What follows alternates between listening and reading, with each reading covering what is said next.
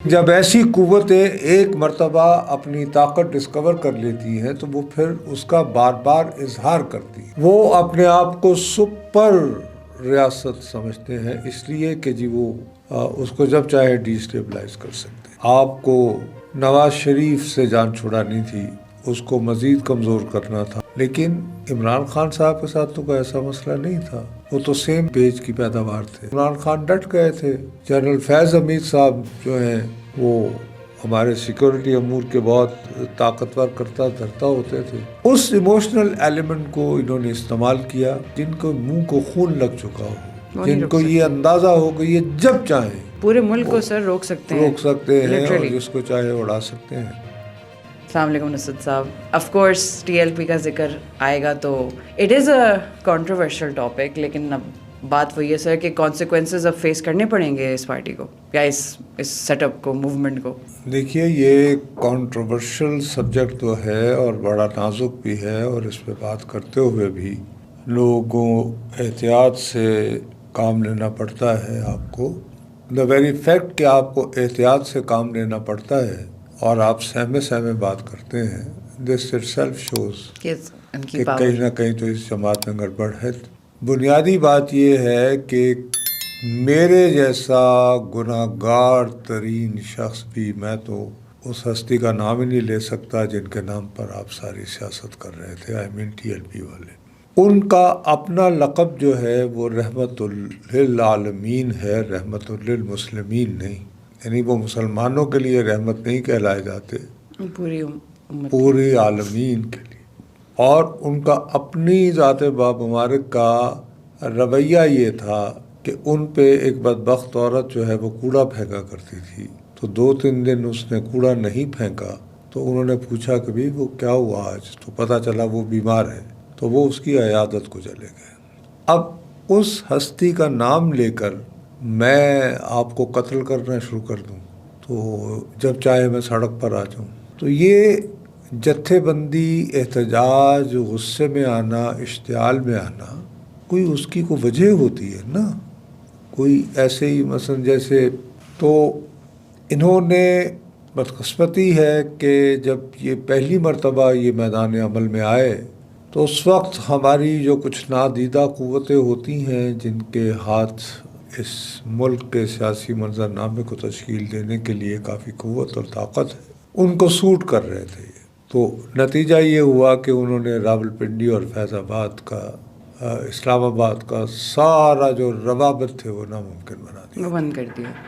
اور پولیس جب ان کے اوپر کنٹرول کے لیے جاتی تھی تو ان کو جس نوعیت میں، یہ تو سارے ویژولز اویلیبل ہیں، یوں لگتا تھا کہ وہ باقاعدہ پولیس کی ٹریننگ کے لیے کوئی سپر فورس جو ہے وہ میدان میں آئی ہوئی ہے. کوئی جذبہ ایمانی نہیں تھا. ناک پہ انہوں نے بہت latest anti tear gas shell والے وہ لگائے ہوئے تھے، ماسک، بہت سیریس طریقے سے وہ پھر اس کے کاروائی بعد کر رہے تھے. وہ راستوں کی، یعنی چناؤ کہ جہاں پر دھرنے دیے جا رہے ہیں، وہ فرینکلی اسپیکنگ وہ کافی اسٹریٹجک تھے، ٹو بی آنیسٹ. اب دیکھیں نا کہ فیض آباد پہ بیٹھ کے آپ 2 بڑے شہروں کو جس میں آپ کا دارالحکومت شامل ہے ڈسکنیکٹ کر دیتے ہیں. اچھا، اب ہم یہ کہہ سکتے ہیں کہ چلیں جی، آپ کو نواز شریف سے جان چھڑانی تھی، اس کو مزید کمزور کرنا تھا، اور اس کے بعد آنے والے شاید خاقان عباسی صاحب کو بھی آپ نے دیوار سے لگانا تھا، انڈرمائن کرنی تھی. لیکن عمران خان صاحب کے ساتھ تو کوئی ایسا مسئلہ نہیں تھا. وہ تو سیم پیج کی پیداوار تھے. لیکن جب ایسی قوتیں ایک مرتبہ اپنی طاقت ڈسکور کر لیتی ہیں تو وہ پھر اس کا بار بار اظہار کرتی ہیں. سر وہ پھر کنٹرول ان سے چھوڑنا وہ مشکل پھر ہو ایک جاتا. بلیک میلنگ جو ہے اپنا وہ کر لیتے ہیں. That's true. تو انہوں نے عمران خان صاحب کے زمانے تو عمران خان ڈٹ گئے تھے. جہلم کے قریب انہوں نے کہا تھا کھود تو سڑکیں اور جو بھی آئے اور اس کو. اور اس زمانے میں جنرل فیض حمید صاحب جو ہیں وہ ہمارے سیکورٹی امور کے بہت طاقتور کرتا دھرتا ہوتے تھے، تو انہوں نے اپنے پسند کے صحافیوں کو بلا کر بہت تفصیل سے یہ بریفنگ دی تھی کہ اگر یہ لوگ نہ رکے تو سینکڑوں لاشیں گریں گی. یعنی he was so categorical, so clear. So clear about it. تو مقصد یہ کہ یہ بات بھی غلط ثابت ہو گئی کہ اس کا مطلب یہ ہے کہ وہ کوئی بھی حکومت پاکستان میں کسی کی بھی ہو, نواز شریف کی ہو, شاہد خاقان عباسی کی ہو, عمران خان کی ہو, وہ اپنے آپ کو سپر ریاست سمجھتے ہیں, اس لیے کہ جی وہ اس کو جب چاہے ڈی اسٹیبلائز کر سکتے ہیں. اب ان کی قوت اور طاقت یہ ہے کہ یہ ایک غریب کسان, رورل بیک گراؤنڈ کے یا لوور مڈل کلاس کے لوگ, ظاہر ہے کہ ہمارے ہاں ایک عشق رسول صلی اللہ علیہ وسلم کی ایک باقاعدہ ایک بڑی جذباتی بات ہے, اور وہ یہ کہ ہمارے عجم میں یہ ہے یہ بات, اور باقاعدہ فارسی کا ایک شعر ہے, میں تو جاہل آدمی ہوں اس کے معاملے میں, فارسی کے معاملے میں میری بد نصیبی ہے کیونکہ ہم تو سامراجی نظام تعلیم کی پیداوار ہیں, تو ان کا نام مجھے یاد نہیں, لیکن ان کا ایک شعر مجھے ایک مصرع ہے کسی بہت ہی مشہور کلاسیکی فارسی شاعر کا کہ باخدا دیوانہ باشد کہ تم خدا کے ساتھ تو دیوانگی کر سکتے ہو, بس با محمد ہوشیار کہ اس پہ احتیاط کرنی ہے. یہ یعنی کہ ہماری نسلوں میں شامل ہے یہ. تو دوسری بات یہ ہے کہ یہ جو غریب پسماندہ لوگ جو جنہیں تعلیم بھی پوری طرح حاصل نہیں ہو پائی, اور ایک ہجوم کی طرح, خرگوشوں کی طرح تو ہم بچے پیدا کرتے رہے, اور کوئی روٹی روزگار نہیں ہے, کوئی کاروبار نہیں ہے, کوئی ان کی ایجوکیشن پہ نہیں ہے, ہر بندہ جو ہے وہ صبح سے لے کر شام تک وہ غصے کے عالم میں ہوتا ہے. بہت پرانا مجھے یاد ہے جب انڈیا میں 8 فلمیں بنتی تھی تو ایک فلم بنی تھی البرٹ پنٹو کو غصہ کیوں آتا ہے, تو غصہ اس لیے البرٹ پنٹو کو آتا ہے کہ وہ زندگی کے حالات سے تنگ ہے. اس میں جب آپ لوگوں کے ایسے جذبات کو یہ رخ دے دیں کہ خدا نخواستہ ہماری مقدس ترین ہستی کی توہین ہو گئی ہے, تو وہ ایک آپ کو مذہبی جواز مل جاتا ہے کہ جس کو چاہے تو آپ قتل کرتے ہیں, جس کو چاہے وہ ایک ایموشنل ایلیمنٹ آ جاتا ہے نا. اس ایموشنل ایلیمنٹ کو انہوں نے استعمال کیا, تو اس لیے ان دنوں پابندی لگی. پھر اس کے بعد یہ بھی لطیفہ ہے, ایک ہمارے ہاں ایک ٹرم بن گئی ہوئی ہے وسیع تر قومی مفاد. تو وسیع تر قومی مفاد میں فیصلہ کیا کہ جی 6 مہینے بعد جو ہے ان کو جی بحال کر دیا گیا, اور 6 مہینے کے لیے ان کو پابندی ان پہ لگائیں. اب یہ کہ ایمانداری کی بات ہے, آئی ایم سوری ٹو سے, جب جن کو منہ کو خون لگ چکا ہو, جن کو یہ اندازہ ہو کہ یہ جب چاہیں پورے ملک کو سر روک سکتے ہیں اور جس کو چاہے اڑا سکتے ہیں. تو پاکستان کی حد تک اب میں آپ کو یہ بتا رہا ہوں, یہ میں خبر دے رہا ہوں, میرا دعویٰ ہے, اور یہ مجھے سفارتی ذرائع سے, میں آج کل بہت کم ملتا ہوں ڈپلومیٹس وغیرہ سے, لیکن اتفاقاً ایسا ہوا کہ آج سے کچھ 2-1 ہفتے پہلے کسی کے ہاں کو تقریب تھی, تو وہاں پہ میری بہت عرصے بعد چند غیر ملکی سفراء سے ملاقات ہوئی. تو ان کے ذریعے مجھے یہ علم ہوا کہ یورپ کے چند شہروں میں کچھ پاکستانی گرفتار ہوئے, اور وہ پاکستانی جو ہیں انہوں نے, ظاہر ہے کہ یہ جو ملک ہیں سویڈن, ہالینڈ, اس طرح کے, میں یہ نہیں کہہ رہا ان ملکوں میں گرفتار ہوئے تھے, میں ان ملکوں کے نام نہیں لے رہا, لیکن بہت سارے ممالک میں ایسے بدبخت ہیں. میں نے آپ کو بہت عرصہ پہلے بتا چکا ہوں کہ یورپ میں ایک تھیوری چل رہی ہے جس کو گریٹ ریپلیسمنٹ کہتے ہیں. وہ یہ کہتے ہیں کہ جی مسلمان جان بوجھ کر ہمارے ملکوں میں آ رہے ہیں اور یہ بچے پیدا کرتے ہیں بے تحاشا, تو ان کا یہ خیال ہے کہ اگر ہم کسی نہ کسی طرح یورپ پہنچ جائیں تو آج سے 30 یا 40 سال بعد یورپین جو ہیں ممالک وہ مسلم اکثریتی ملکوں میں مسلمانوں کا راج ہوگا وہاں پر, اور وہ تو یہ گریٹ ریپلیسمنٹ تھیوریز کو کہتے ہیں. یہ ایجاد فرانس کے ایک ناولسٹ نے کی تھی, لیکن یہ پورے یورپ میں موجود ہے. اسی کی وجہ سے یورپ میں اب مسلم دشمن اور تارکین وطن دشمن جماعتیں جو ہیں وہ بہت مقبول ہو رہی ہیں. اٹلی کی جیسے یہ ویسے ٹی وی پہ بہت اچھی لگتی ہیں, بہت خوبصورت سی لگتی ہیں. جارجیا وہ کیا ہے وہ میلونی, ہاں وہ جو یوں کر کے بڑے اچھے وہ یعنی پوز ووز بناتی ہیں. نہیں شی از گڈ لکنگ, نہیں خدا کا واسطہ ہے، میں بات کر رہا ہوں اس کے حسن کی، آپ کہہ رہی ہیں سر یو کے یو ایس میں بھی تو یہی ہے نا. ارے یو کے کا وزیر اعظم، اس کی صورت دیکھو آپ، یعنی جارج معذرت سر معذرت. یعنی جارجیا میلونی کا آپ نے دل ہی توڑ دیا ہمارا، خدا کا واسطہ. اتنی خوبصورت، اتنی پیاری وہ لگتی ہے. سر اٹالینس کے بارے میں مشہور ہے کہ وہ ہوتے بھی ہیں. لیکن یہ کہ یہ بات اس کی گڈ لکنگ اور جی مو لینے والا ہونا الگ بات ہے، بٹ شی از فیشسٹ. اس کا ہیرو میسولینی ہے، اور اس کا نعرہ جو ہے وہ یہ ہے کہ گاڈ، یعنی ان کا گاڈ، فیملی اینڈ کنٹری، کہ یہ تین سب سے پہلے، ناٹ امریکہ فرسٹ، تین چیزیں، God, family, country, family and country. اور وہ 3 سال سے الگ اٹلی میں 6 مہینے تھی ایوریج ایک اپنا، کیونکہ مخلوط حکومتیں بنانی پڑتی ہیں، بہت ایک سپلٹ معاشرہ ہے. خیر، تو ان ملکوں میں جو ہے بہت سارے لوگ اس گریٹ ریپلیسمنٹ تھیوری سے متاثر ہو کر جان بوجھ کر مسلمانوں کے، ایسے بدبخت لوگ ہیں جو مسلمانوں کے مقدس ہستیوں کی توہین کرنے کی کوشش کرتے ہیں، اس کے بعد کلام پاک کو نظر آتش کرنے کی، پبلکلی بھی بیہودہ احمقانہ، اور مقصد یہ کہ انتہائی اشتعال انگیز کاوشیں ہوئی ہیں. تو کچھ ممالک میں ایسے لوگوں کو جو ہے وہ آئیڈینٹیفائی کیا گیا، اور وہاں کی انٹیلیجنس ایجنسیز نے ان کو انٹرسیپٹ کر کے، ان پہ نگاہ رکھ کے، تو وہاں پولیس نے گرفتاری کی. میرے سفارتی ذرائع یہ دعویٰ کرتے ہیں کہ ان کی جب مزید تفتیش ہوئی تو پتہ یہ چلا کہ ان کا کسی نہ کسی طرح ٹی ایل پی سے لنک بنا، کوئی نہ کوئی تعلق ہے. اسی لیے یہ جو ریفرنس دیا گیا ہے اس میں یہ بات آئی تھی کہ جی ان کو غیر ملکی کرنسی میں بھی پیسے آتے رہے ہیں، اور یہ اور وہ ہے.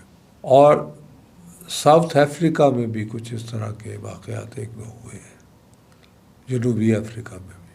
تو میرا اپنا خیال ہے کہ اب وفاقی حکومت ہو یا پنجاب حکومت یا ہماری اتھارٹیز، ان کے پاس یہ جواز بن گیا ہے کہ اگر ہم اس جماعت پر پابندی نہیں لگائیں گے تو یہ پاکستانیوں کو انٹرنیشنلی آئسولیٹ کر سکتی ہے.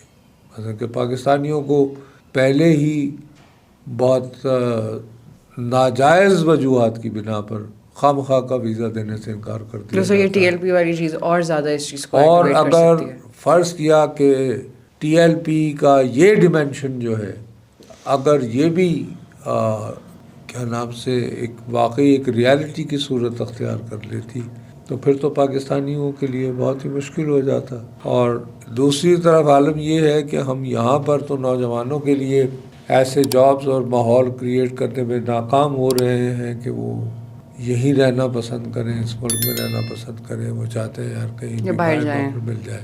تو تیسری بات بہرحال یہ بھی ایک تیز ذہن میں رکھنی پڑتی ہے کہ یار جب چاہے، اب جیسے ابھی عین اسی دن جب دیکھیے غزہ پر حملہ جو ہوتا ہے، فضائی حملوں کا آغاز ہوتا ہے 7 اکتوبر کے بعد سے، اور 2 سال گزرے نا، ان پورے 2 سالوں میں اس جماعت کو کبھی غزہ یاد نہیں آیا اچانک.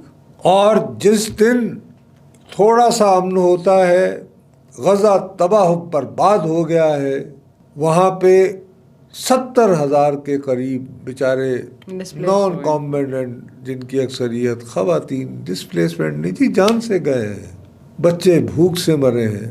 اس وقت تو ہم ان کی کوئی مدد نہیں کر پائے، اور بالآخر ایک معاہدہ ہوتا ہے، اس معاہدے کی نتیجے میں کچھ وہاں پہ امن کی بحالی کی کو امید پیدا ہوتی ہے. وہاں کے غزہ کے بے بس بے کس لوگ بیچارے بہت دنوں بعد اپنے رہا ہوئے قیدیوں کو گلے لگا لگا کے رو رہے ہیں، اپنے مکان دیکھ کے کبھی خوش ہو رہے ہیں، کبھی ہنس رہے ہیں کہ چلو یار جان تو چھوٹی فضائی بمباری سے.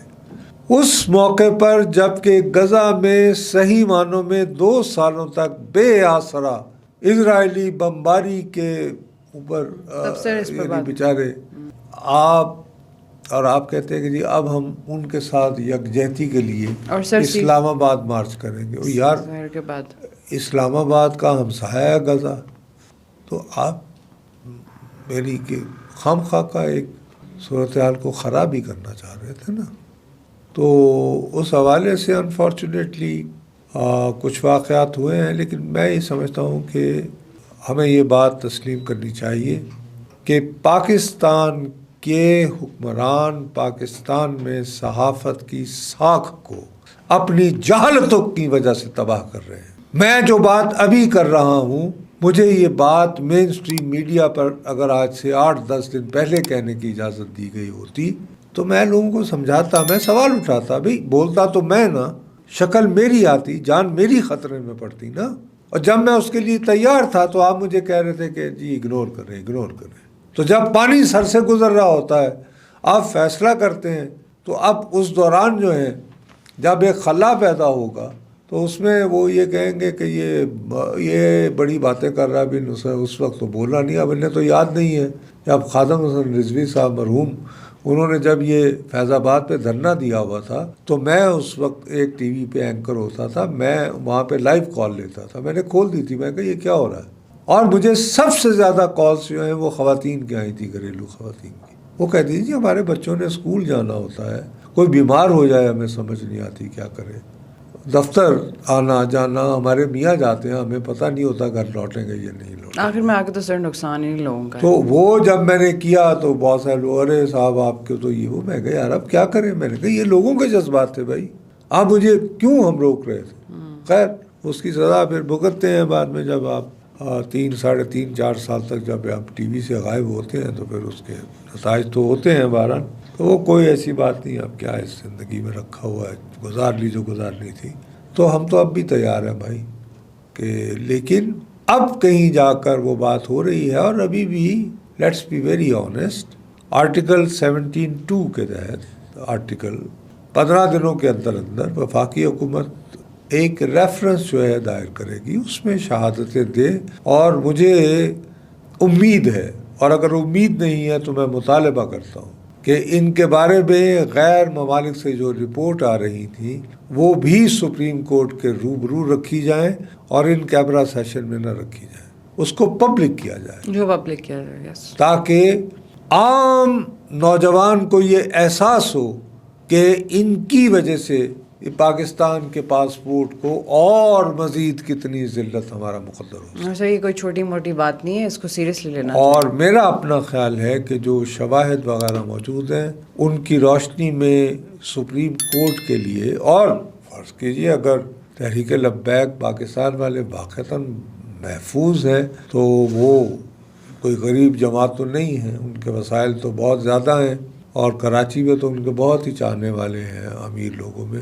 میں اس کمیونٹی کا نام نہیں لینا چاہتا, لیکن وہ کمیونٹی بہت امیر ہے, بہت امیر ہے, اور وہ ان کے لیے پاکستان کے جیت ترین جو ہے وکلا ہائر کر کے دے سکتی ہے. تو اگر فرض کریں کہ وہ واقعی معصوم ہیں, ان کے ساتھ زیادتی ہوئی ہے, تو وہ سپریم کورٹ میں اپنے آپ کو ڈیفینڈ کریں اور ثابت کرے کہ یہ حکومت غلط فیصلہ کر رہی ہے. سو آئی تھنک کہ ابھی بھی آپ یہ نہیں کہہ سکتے کہ ان کو یک طرفہ طور پر جو ہے وہ بین کر دیا گیا ہے, یہ غلط تاثر پھیلایا جا رہا ہے. پنجاب حکومت کی سفارش پر وفاقی حکومت نے فیصلہ کیا ہے کہ جی ہاں, you have a case against TLP, اور اس پر پابندی کے لیے ہمیں سپریم کورٹ سے رجوع کرنا چاہیے. تو اب اگر یہ پابندی لگے گی تو اس پابندی بنیادی طور پر سپریم کورٹ کی کارروائی کے بعد ہوگی. یہ ایگزیکٹو کا, حکومت کا ڈیسیشن نہیں ہوگا, بلکہ یہ عدالتی فیصلہ ہوگا. اور یہ فیصلہ جو ہے وہ ظاہر ہے کہ جیسے عدالتی فیصلے ہوتے ہیں کہ ایک طرف ہوتی ہے, دونوں فریقین کو مناسب موقع دیا جائے گا کہ وہ اپنا فیصلہ آئے گا, اور میرا خیال ہے ہونا بھی یہ چاہیے. ایگزیکٹو کے ذریعے کسی سیاسی جماعت پر پابندی لگانا ایک حماقت ہے. obviously سر عدالتی ایک پروسیس ہوتا ہے, اسی کو فالو کرنا پروسیس ہے, اور وہ آئین کے تحت چلے تو اس میں لوگوں کو بھی حقائق کا علم ہو اور حقائق کا علم ہو تو میرا نہیں خیال کہ ٹی ایل پی کے پاس اپنے آپ کو ڈیفینڈ کرنے کا ایک اچھا مضبوط کیس ہے، میری ذاتی رائے میں۔ باقی ڈیسیشن تو سپریم کورٹ نے لینا ہے، دیکھیں اللہ کرے۔